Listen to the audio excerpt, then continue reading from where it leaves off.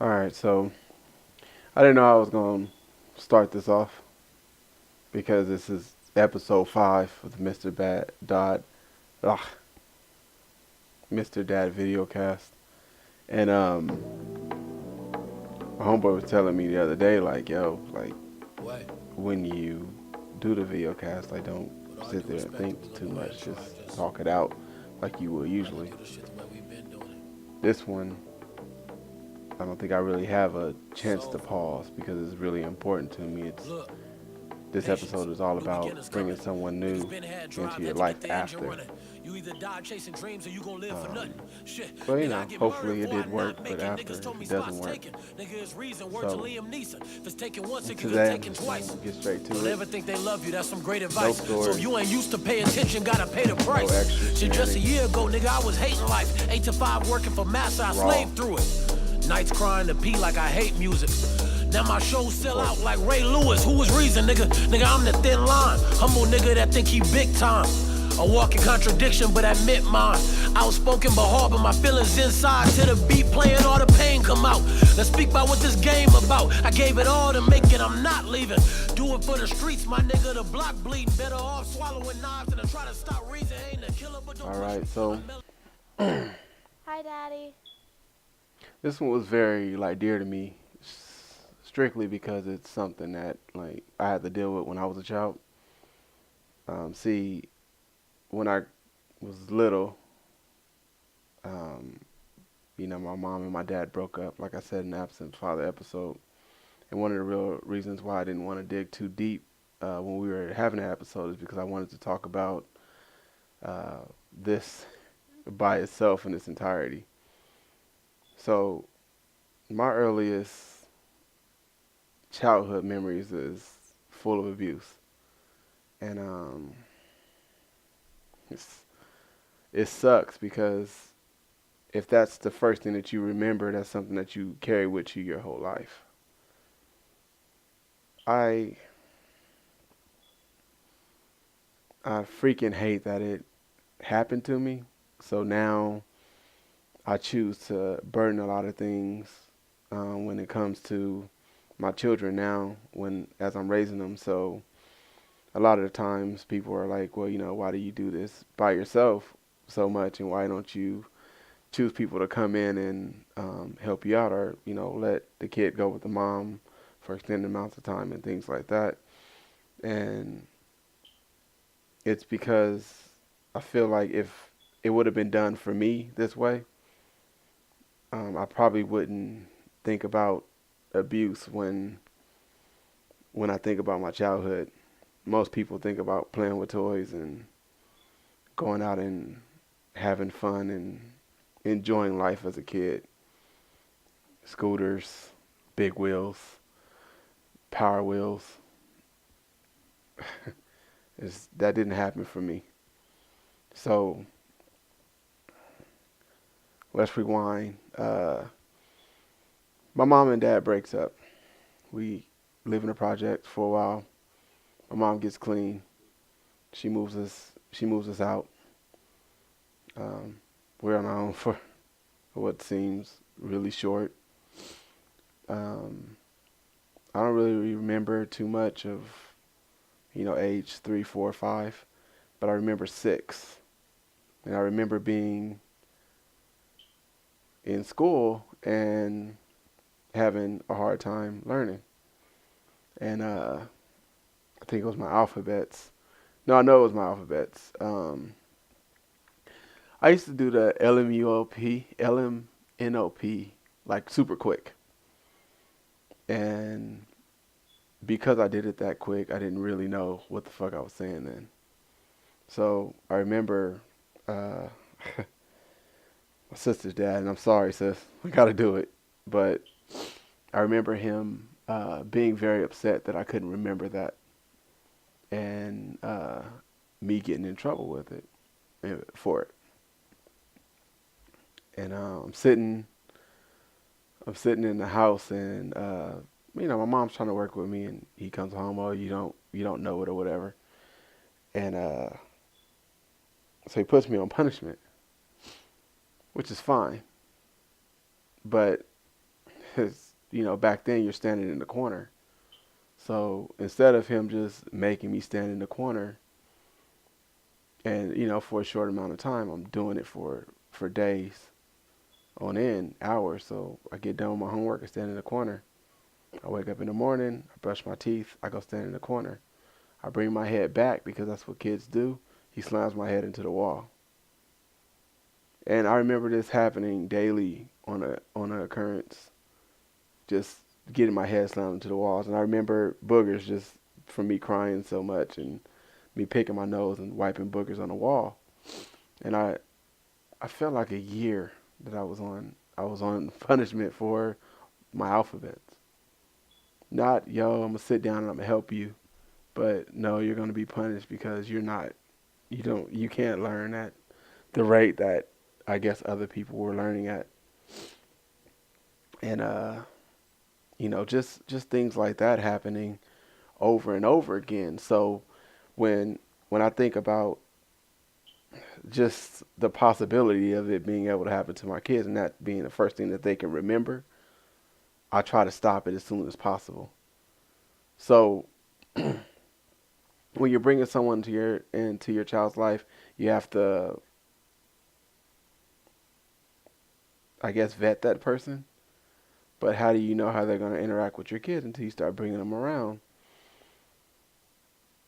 Uh, I know for a fact that it kind of got carried with me for years, and I remember when I was young, and my mom finally mustered up the strength because he was doing wild shit like shooting in the house late night, and then my mom would wait for him to go to sleep, and we would have to leave to my auntie's house in Compton, and just not knowing what would bring, and then the whole mood in the house changing when when dad comes home, and just the physical abuse that I endured from the day to day.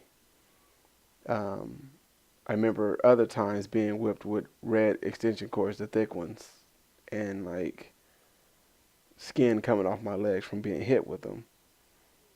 Like that's not a loving environment, and always fearing, going home. Like I remember even after he left for some years, I feared that. I started to be timid in life, and my social interaction was foggy. See, people always ask me, well, how are you so calm always? Because I've been enraged my whole life. My whole life I've been pissed off. When I was old enough, and I wasn't even old enough, and my mom has no idea about this, so she's hearing it for the first time as well as you guys. When I was 12 and I started hanging out in LA, 12, 13, 14, I remember from age 8, I was like, you know what, I got to get something to protect the house. So I was always trying to buy a gun from someone, and like it would never happen. So it wasn't until like I got older, I had started doing landscaping and stuff, and I went out and bought one. And I had it from age 12 to about 20. And I remember saying to myself, if I see him, I'm gonna let him have it. And this is the torment that I went through. I I can't tell you guys how important it is to make sure that the person that you bring into your life will never do that. And it's funny because my mom, what she then did was she started, she dated, but she never brought anyone into the house again. And it sucks for her as well because if that wouldn't have happened, she probably would have found someone as a mate for the rest of her life. It changes the trajectory of all of our lives, just, those years. And I remember wasn't until she was 8. He had been around my life my whole time, and it was fueled by hatred for my dad. I remember my brother getting out and telling me about how my dad came over to the house one time when we were still living in Altadena, and trying to see me, and my sister's dad wouldn't let him, and because he was drugged out at that point, he was powerless to do something. And I remember him trying to explain to me that my dad was just a dad, but he was my father because my dad didn't take care of me. So not only were you mentally trying to screw me, but you were physically beating me up as well. There's there's so much stuff that happened. I remember, I don't know if you guys are familiar with like the whole Tales from the Crypt thing, but we used to watch it. I don't know why I was watching it as I was a young kid. And when I used to have bad dreams and I would wake up and be scared, and I guess because he like heard me screaming or something, he would then like come into my room late night and like fuck with my ears and shit, like, and make the voice to scare me more. Uh, the first thing he would do was like hit me and not talk to me. And then it clicked in my head. So now I'm overcompensating in my adult life to make sure that my kids don't see that. I'm basically threatening people. And I guess they're not threats when they're promises. Like, yo, you touch my kid, you have a problem. And it's not going to be pretty. And, it carries a fear with me of a physical emotion, some baggage. Like, I don't want my daughter to ever be like, you know, because my dad wasn't around, I had to deal with this guy that's been tripping and hitting my mom and physically abusing my little brother and beating, my sisters or whatever the case may be. There's just so much shit that went on that sometimes you can't even put your finger on it. You know, when you're at home and you're a kid and you're afraid, and every time someone walks in the door that lives there, kind of throws you through a loop. It it fucks with you, I guess, in such a mental way that it carries like it makes you carry this fiery passion. Like when I said earlier that I've been infuriated my whole life, I have. Like now, people can't even tell, and I carry this smile, and it's a genuine smile, but it's there regardless of the situation, and it's scary because at any moment, the snap can happen. A lot of the things that I did in my early childhood, and the once I started to build the self-esteem, and I got pushed into the streets, and the shit that I was doing in LA, I wouldn't bring back to Pasadena, and my mom didn't know the stuff that we were doing, me and my cousin and homeboys, and just the shit that, you know, the rage that's always been in me and showed itself. And it was wrong. And though I may have valid reasons for doing that, it was never okay in the first place. I I remember um,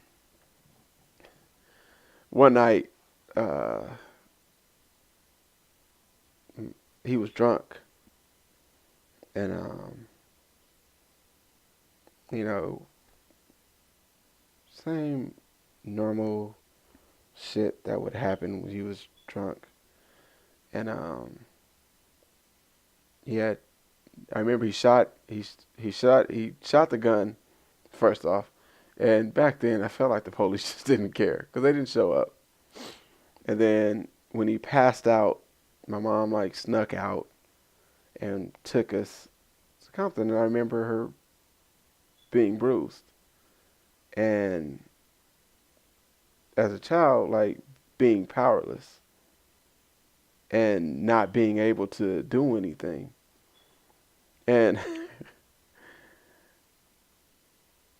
it makes you want to like kill when you can't do it. And I'm not saying that women are powerless to do certain things, because my mom did at the end of the day leave and make sure that it was a better situation for us. But it was wrong. It was so wrong. So now when I talk to my son's mom and I talk to my daughter's mom, I do not want my kids to live with them in fear of this shit happening behind closed doors. And because they know the type of male that I am and my background and some of the stuff that I've done, especially my daughter's mom, they probably wouldn't even tell me. They'll probably try to go some other route with it. I don't want my kids to experience abuse. And I am really, really, really against domestic violence. I've never hit a woman in my life. I may have picked one up, may have gave her a stone cold stunner, but never malicious with malicious or malice intent. And the few times that I've witnessed it in my adult years, teen years, those people, those males, have gotten the shit end of the stick when it comes to my rage. I'm not always happy. A lot of people say that, oh, Mister can't be serious. It's not that. I'm a Gemini. I can't, I have to be one or the other. Most people haven't seen me at my angriest. Most people have always seen me happy. It's a false sense. This rage is built up in me. It always has been. It's like that part of the Avengers with the Hulk. And they were like, and he turned around and he was like, you know why I never get angry is because it always seems like I'm angry because I'm always angry. And then he turns into this big beast and goes and thrashes something. I can't really remember what part of the movie it was. That's how it is, because that's my childhood in a nutshell. I can't not remember anything from my childhood outside of being beat, slammed into walls, hit with things, socked, beat up, scared out of my mind. I remember I had an earwax problem, and I still have it. My daughter has it, so it must be hereditary or something. And I was going to the doctor for it. And I remember, I guess he was talking to me, and I'm watching TV like a normal kid does. And all of a sudden, I get punched in the side of my head. People, that's shouldn't be a normal occurrence. That shouldn't be something that children should go through. It definitely, damn sure, shouldn't be something that children witness. And it just shouldn't happen. So when I think about this shit and I think about what's happened and transpired in my life, it makes me want to have a form of control around my surroundings, because I haven't had it, especially, as I was young. So please, when you're bringing someone new into your life, make sure that you make those checks, even if you got to go crazy with it and check some records, because there was history of domestic violence already. There was history of child abuse. I know, I looked it up. I'm one to tell you guys now that you don't want your children to grow up like I did. You don't want them to feel like they have to go and buy a pistol at 12 years old and get themselves in trouble. Run to the streets for some guidance, for some strength. If it wasn't for my daughter being born, I would be dead right now. If it wasn't for my brother getting out of jail when I was 18, after he had already gotten out at 14 and told me I was doing the wrong shit, I'll be in jail or dead right now. And a lot of it stems from being that scared little kid that could not get away from it. Every time I seen him, I was shook when I was young. I seen him when I was 17, no, 20. I was walking across the street, or 21, 22, maybe. And I'm walking across the street and I seen him and I reached for it like I had it on me. And if I would have had it on me, I would have been in jail right now. There's no reason for us to have to feel that way. And there's no reason for our kids to have to feel that way. So I feel like I did well. I didn't cry like I thought I was. I teared up a little bit, like a little pansy. Let me use pansy. I like pansy.